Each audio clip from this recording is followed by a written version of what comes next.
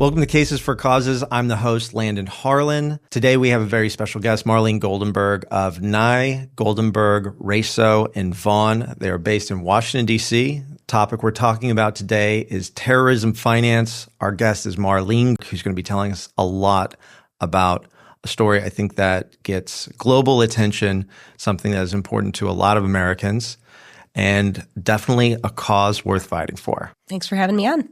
First, I wanted to start with getting to know you and making sure people know a little bit of your background and how we're going to get into our topic today of talking about a very real and unfortunate world event that seems to be impacting a lot of people. So I grew up in Minneapolis, where all nice people do, and practiced law with my dad for a long time until about 3 years ago when I moved out to D.C. and started my own firm with three really amazing partners who I've had the chance to work on.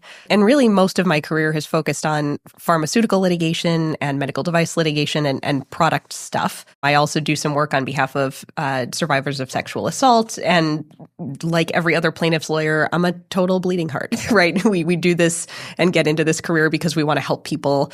And I always say if we do our jobs well, then, our clients get compensated, but the world gets safer too. And so what we're going to talk about today really still fits within that, I think.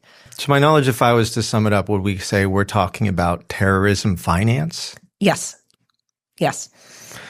And in particular, we're talking about the Israel-Palestinian conflict in October 7th. And why don't you give us a little bit more background, kind of the genesis of how you got there? Because I understand you were quite local to it when it all started. Almost, yeah.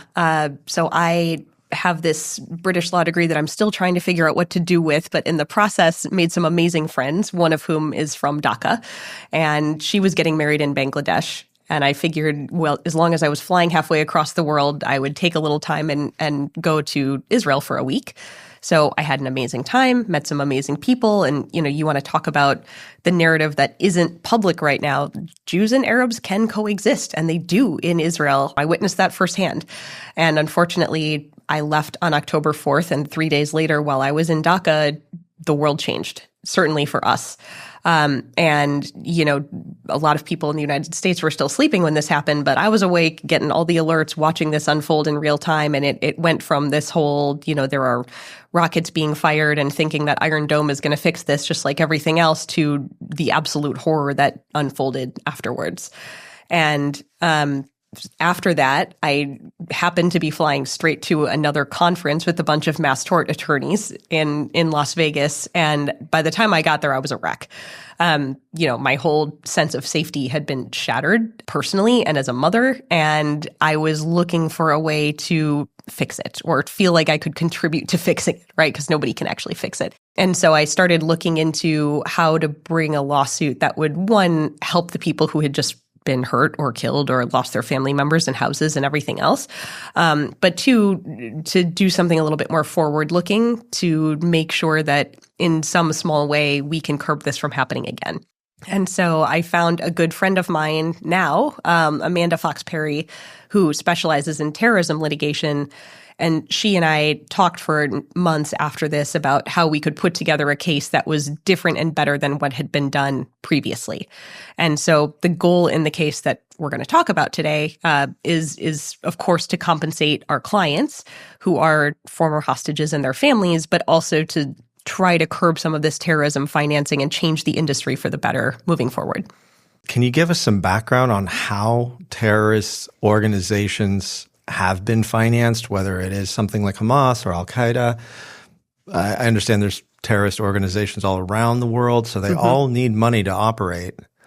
What is something that you've uncovered that you think is something we can hopefully put a stop to?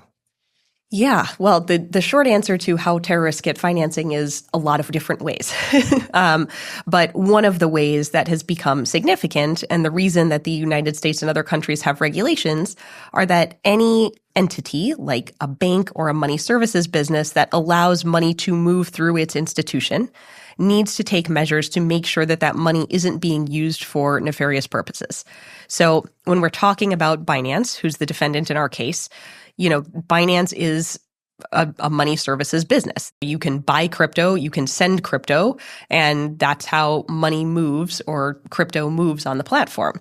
So if you're going to build a business like that, gosh, what is the number one threat that you might need to anticipate when you build a company like that? Terrorism financing, right? Money being used for bad things.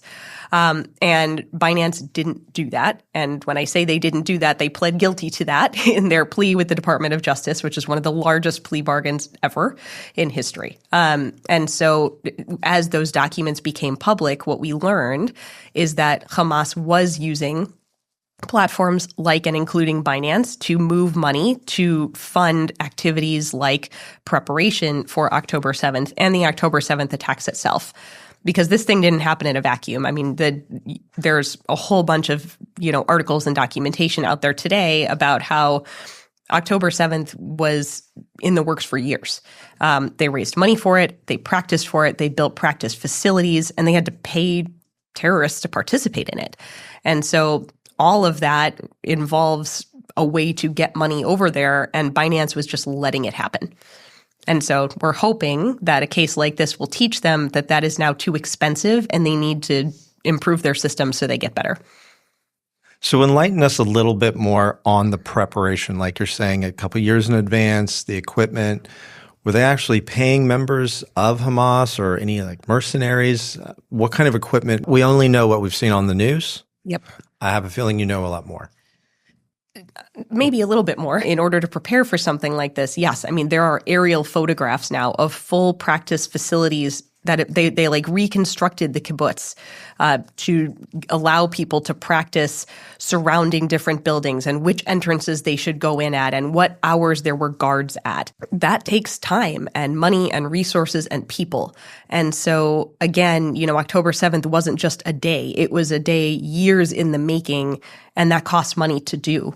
And so, again, we go back to how the money is making its way to Hamas, and certainly other entities like Iran are funding them, and Iran is another defendant in our case.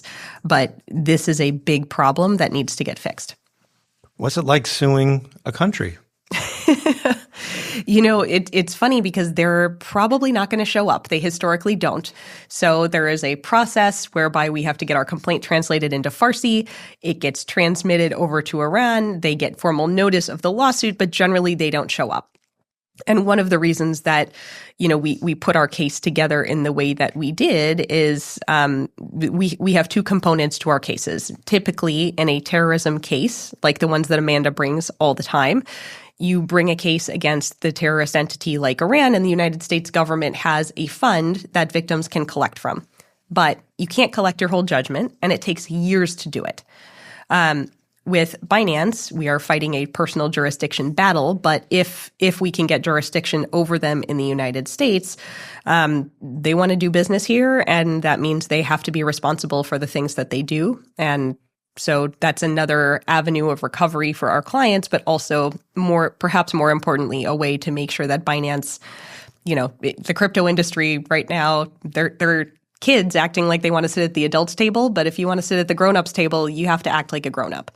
Is Binance a U.S.-based corporation? The short answer is no. They, for a long time, claimed to have no corporate headquarters whatsoever. Now, there are several different court documents that say they have a headquarters in the Cayman Islands. Depending on which source you read, there are some other options. We have yet to get their personal jurisdiction motion. We're expecting it at the end of the month, and we'll see what position they take there. But the short answer is no. They say they're not headquartered in the United States, with the exception of Binance US, which is their US entity that is headquartered here. So, Marlene, it's July 21st, 2025. Tell us what's happened since October 7th concerning hostages, some of your clients, some of their stories. Yeah, so today is day number 654 since October 7th, and there are still 23 people who are believed to be alive in captivity today, and about 27 who are believed to be dead but still being held hostage by Hamas. And so the families who I represent, even though they are out of captivity, their minds and hearts are not. Every single second that these families and their loved ones and the other hostage families are living right now, they are mentally still in Gaza. They know how bad it is over there, and they know that there are people who are still living under those horrible conditions, and none of them will stop, nor should they. And as their lawyer, I would be doing them a disservice if I didn't tell their story, that this is still the biggest thing on everybody's minds right now. You told me something interesting when we were talking about this, and maybe you can share that because obviously it is very sensitive between what's happening with the Israeli prime minister and how some of the folks who live in these kibbutzes felt about their Palestinian, I'm going to use the word neighbors. Yeah. Like they are real neighbors. Yeah. And I think what's lost in the headlines today is that, the majority of Jews and Israelis do support a two-state solution. And in particular, the people who lived on these kibbutzim worked more than others on a peaceful coexisting relationship with their Palestinian neighbors. I think it's possible to be a Zionist, which I am, but also believe that both Israelis and Palestinians deserve to live in peace. Both things can be true, and I think it's not said enough. But these particular residents of the kibbutzim, Hebrew plural for kibbutzes, really a lot of them did a ton of work on peace activism and forming bonds with their Palestinian neighbors. And those things included everything from forums to, meetings for teenagers to, Israeli and Palestinian teens to meet with each other and just form relationships on a human level to remind everyone that despite the politics, we're all people trying to live in the same region. And so it is a little bit striking that those are the communities who were attacked, because those, of all people, were really a specific group who worked very, very hard to exist peacefully with their neighbors. I found that very interesting, and then some of the people that you represent, they're all from those areas. Yes, and I believe you said one of them witnessed but was not captured. So my clients, I'll tell you some of their stories. Okay. The first one is Liat Atzili. She was living on Kibbutz Nir Oz with her husband Aviv and their very cute little dog. And unfortunately, on the morning of October 7th, everybody woke up to sirens and shots, and Liat stayed in the house, and Aviv went out because he was a member of the Kibbutz's patrol. And he was killed while he was out on patrol, unfortunately, and his body was taken to Gaza. It was actually recently recovered and brought back to Israel. But Liat was captured and brought to Gaza, and she was kept in a series of different apartments while she was there, and spoke a lot with her captors, actually, about, why are you doing this? What's going on here? And they didn't agree, but she was kind of able to understand their perspective on everything. And I continue to be astonished by the perspective that she has being back, because I think if someone had taken me hostage, I'd be really angry. But Liat continues to push for a peaceful solution. And despite losing her husband and her dog, by the way, in the October 7th attacks, and her house, which was set on fire by the terrorists as she was being taken, she is wonderfully resilient and amazing person. And another one of the families that I represent is the Siegel family. Keith and Aviva, again, two wonderful people who raised their family on the kibbutz. And Aviva was a hostage for over 50 days. Keith was there for 484 days. And so they were held together for part of the time. And when they were captured, Keith was shot in the hand and his rib was broken. Aviva injured her knee and had trouble walking. They were forced into their car, which was then driven into Gaza, and they were held in the tunnels the whole time, which was there's no way to sugarcoat it. It was a horrible existence. They were barely fed.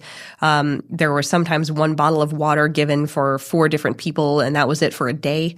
They were given moldy food. There was absolutely no ventilation down in the tunnels, and they said, what do we do if we can't breathe and we think we're going to suffocate?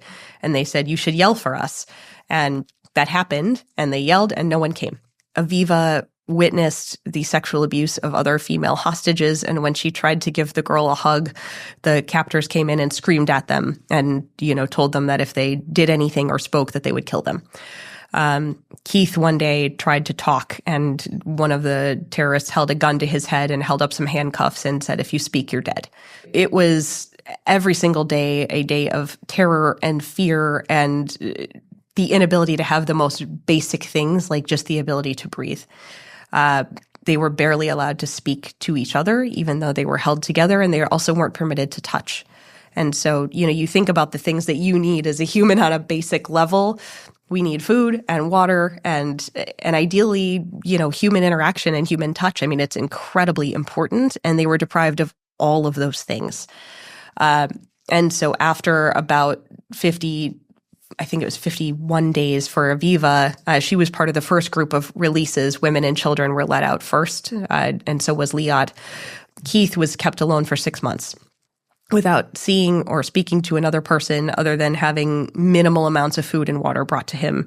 So he was, completely alone and kept himself remarkably sane by channeling, his meditation practice that he had before being taken captive. And he would, when he was permitted to speak, talk out loud to his family and friends and think about what they would say to him. There are just no words to describe what somebody goes through in a situation like that. And again, like I said earlier, I mean, they're home, but they're mentally not home because there are still 23 people in those tunnels. Let me ask you a question. It's maybe my own curiosity. So when they took bodies and people passed away, where did they put those bodies? I don't know. I can tell you the IDF has recovered a number of them in recent days, but Hamas knows that Israel has a very strong policy of always fighting to get every person back, dead or alive. It's I think, a wonderful thing, but it's a policy that terrorists have chosen to take advantage of. And, I think the most famous release of bodies was the Bibas family. Everybody remembers the red hair and the face on Shiri Bibas's face as she held her 2 little babies as they were being brought into Gaza. And even that release was cruel and unusual. They sent the wrong bodies back. They made a huge spectacle of it. And, it was exploited on every level. And so even though they weren't alive, Hamas still used that excuse to inflict absolute terror on people. It was awful. Let me ask you now that all of your clients have been released, or some are still hostage, but would they be still considered a client?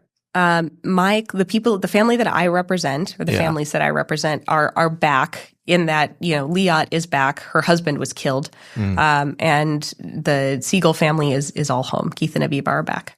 As far as who they're holding their animosity and anger well justified against, do you feel, and I understand I might be asking you to speculate a little bit, but do you feel that their anger is towards all the Palestinian people?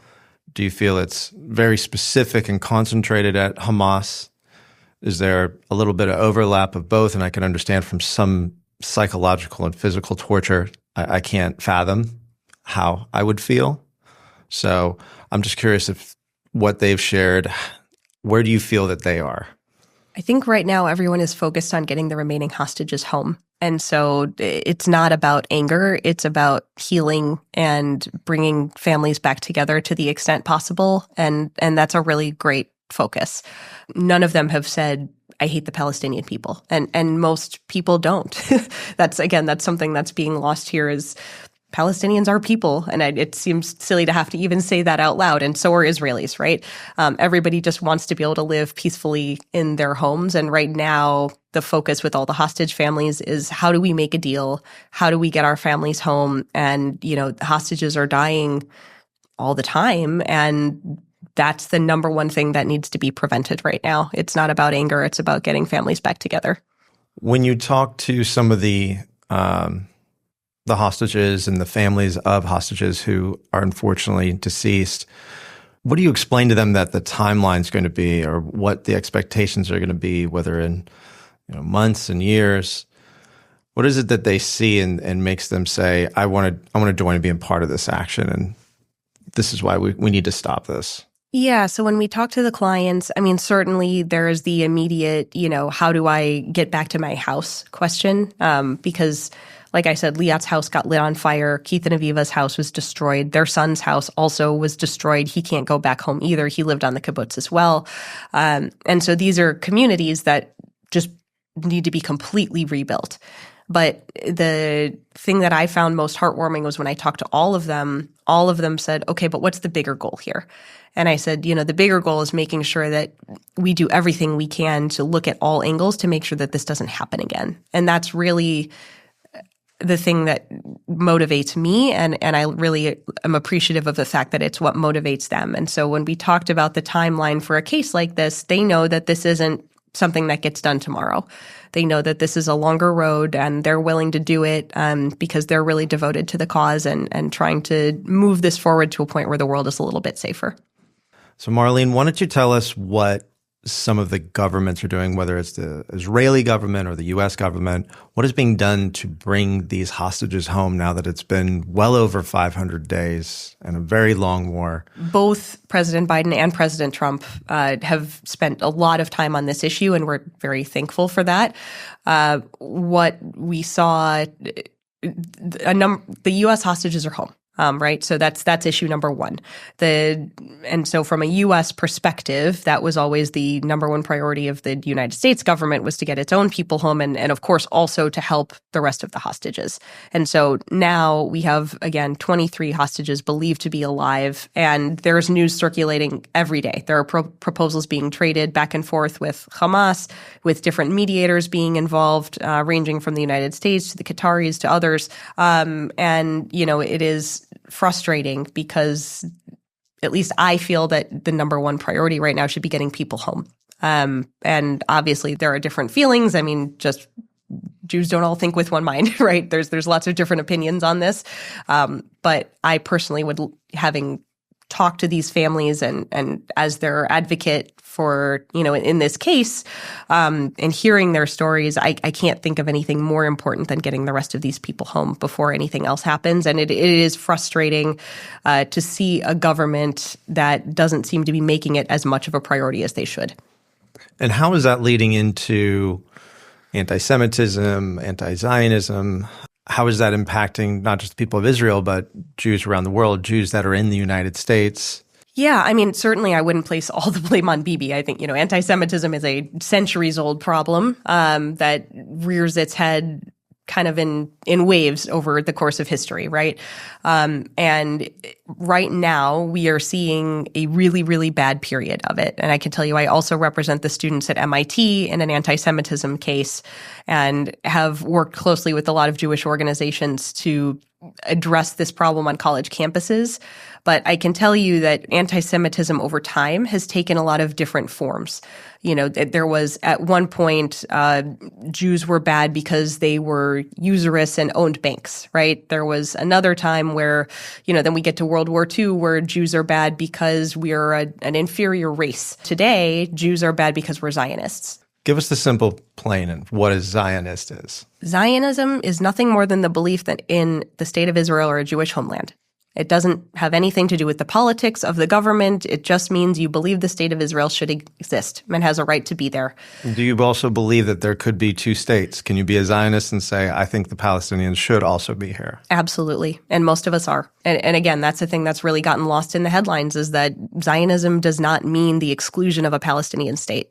In fact, most of us who are Zionists believe that the Palestinians deserve a home, and I'm one of them. So, what we've seen, though, is the word Zionist has been twisted into this dirty term, and it really isn't. It's just, we believe that we should get to live somewhere, and so should everybody else. There is one Jewish state in the entire world, and it's the size of New Jersey. It's not a big place. What we have seen, especially since the October 7th attacks, is this wave of anti-Semitism that has swept across the country.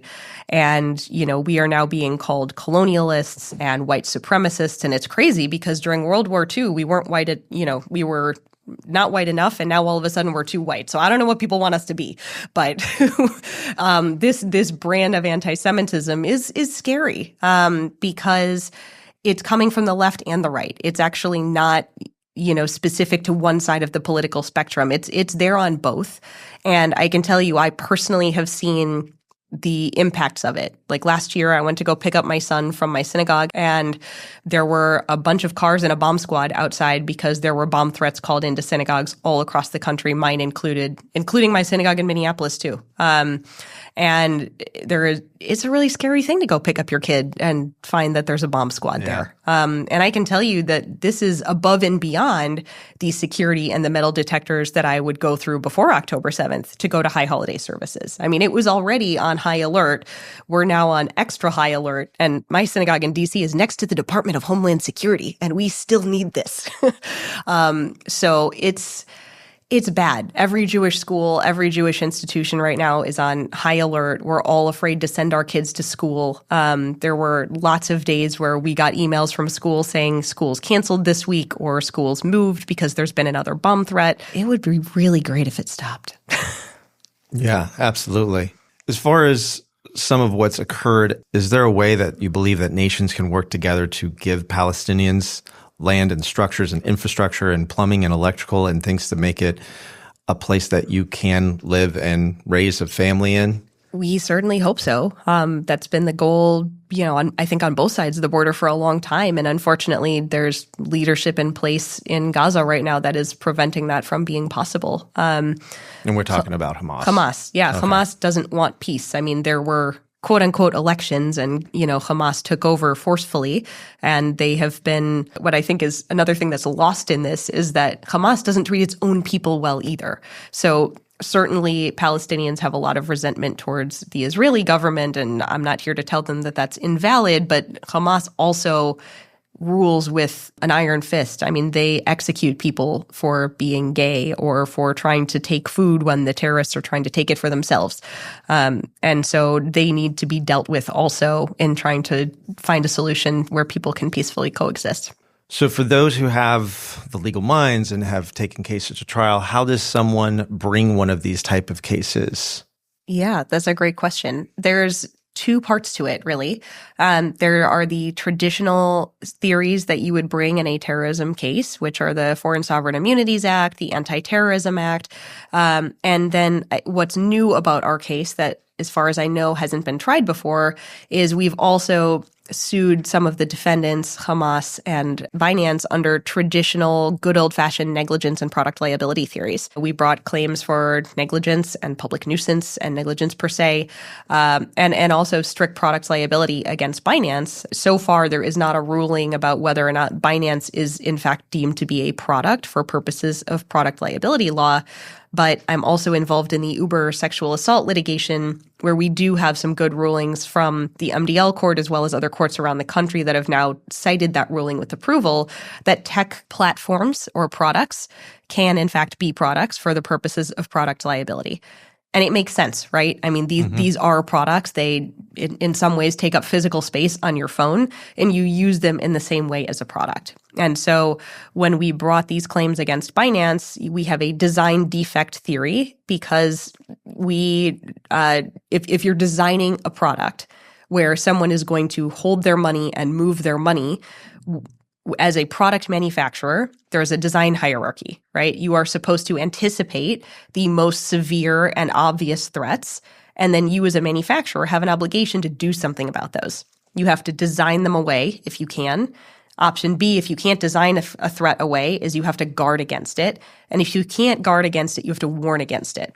So putting this back in the context of Binance, again, is a company where you hold and move money. And the number one threat of a company that holds and moves money is that money is going to get used for a purpose that is bad, right? Whether it is terrorism or whether it's human trafficking, child pornography. I mean, it's not hard to think of the list, and it's not hard to anticipate that something like this might happen, right?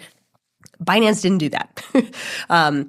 They didn't have a good anti-money laundering program. They didn't know who was on their platform. There are actually internal emails that are publicly available as part of their plea with the Department of Justice where their own high-level employees admit they know terrorists are using their platform, right? Wow. So 100% that the Binance company, they were making money from allowing terrorist organizations to use their product. Yes. Yes, they have pled guilty to this. So this is not my opinion. This is something that they signed in a document with the United States Department of Justice. We know this was a problem. And so our legal theory is that they designed a product that allowed that to happen. It was a known threat. They didn't design it away. They also could have guarded against it by adding in all of these safeguards to make sure that these people either couldn't get on the platform, or if they did get on the platform, that these fraudulent transfers were detected and stopped, and that didn't happen either. And so, we have two prongs of approaches here. We have the traditional terrorism theories, where you can show, you can bring a cause of action for materially supporting terrorism or aiding and abetting, which we also have, I think, in very good faith said that Binance has done for the very same reasons, right? Like, if you know that terrorists are using your platform to send money, I think that's aiding and abetting and materially supporting terrorism in plain English, but that's really the gist of the case.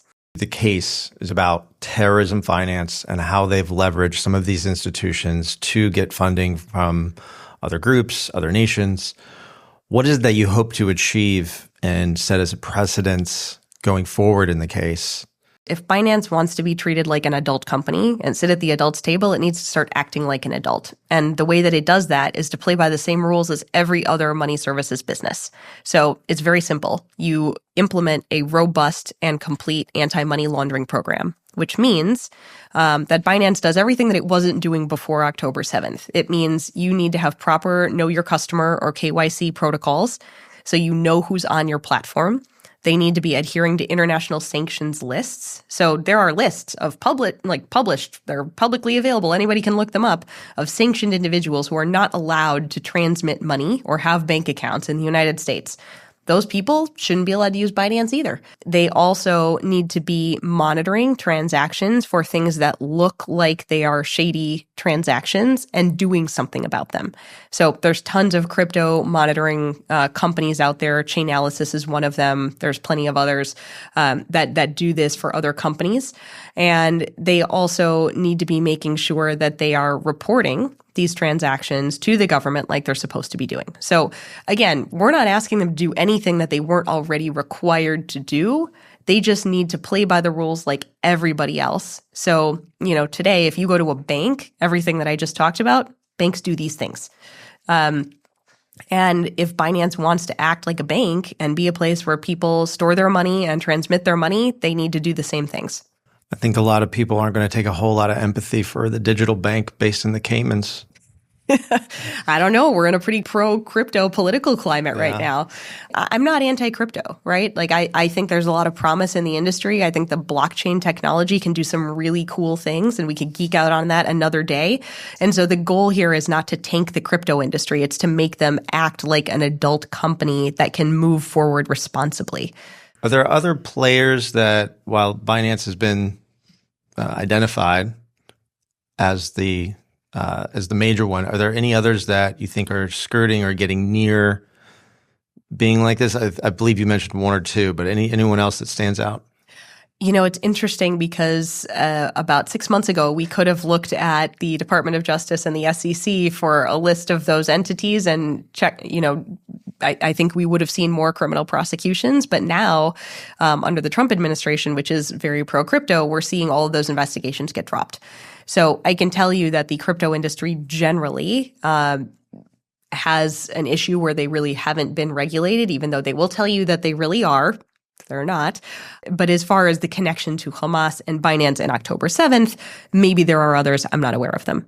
We've been talking a lot about essentially what is a product liability case. Binance as a product funding terrorism. We've talked, and here at this conference that we've been at, we've talked about products like Uber, which hasn't taken safety into account for thousands of women around the country that have been sexually assaulted. What is a message for people, but also a message back to the corporations who are innovators, but they need to be responsible for their products? Yeah, I like that you used the word responsible there, because it makes me think of Spider-Man, right? With great power comes great responsibility.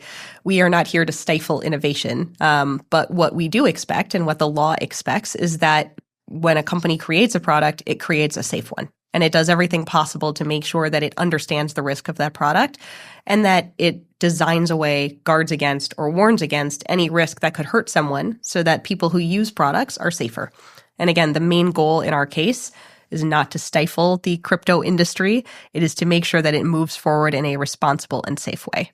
So Marlene, you're running this litigation against terrorism finance. What would be a message that you would want to say to Palestinians who are living in Palestine or Palestinian descent living in the United States, listening in other countries? What would be something you would say to them? That's a really good question. I think, it doesn't matter what religion you are, Jewish, Christian, Muslim, something else. All of the religions at the end of the day teach you to love your neighbor and pursue peace, right? And so that's, I think, what all of us want, and ideally not at the other's expense. And right now, we're obviously not there, but this isn't a case about being solely pro-Israel or anti-Palestinian. This is a case about making the world safer for everybody. And, hopefully someday we'll get there. Thank you so much for coming and being here, Marlene. And I've certainly learned so much. I'm sure if anybody has questions, whether it's related to Binance or future products liability, which is probably an inevitable thing, we'll put up on the screen, but maybe you can tell people how to reach out to your firm if they have any questions, because you guys always take questions and consultations are always free, right? Absolutely. Yep. You can find us online at nygoldenberg.com. You can find us on Instagram, the same handle, nygoldenberg, Rayso, and Vaughn. You can reach out to us via phone, 202-792-7927, or you can find me on LinkedIn. I'm happy to answer questions anyway. All right. Thank you so much. Yeah. Thanks for having me. And thank you for giving my clients the opportunity again to have their stories told and to bring attention to the fact that we still need to bring 23 people home.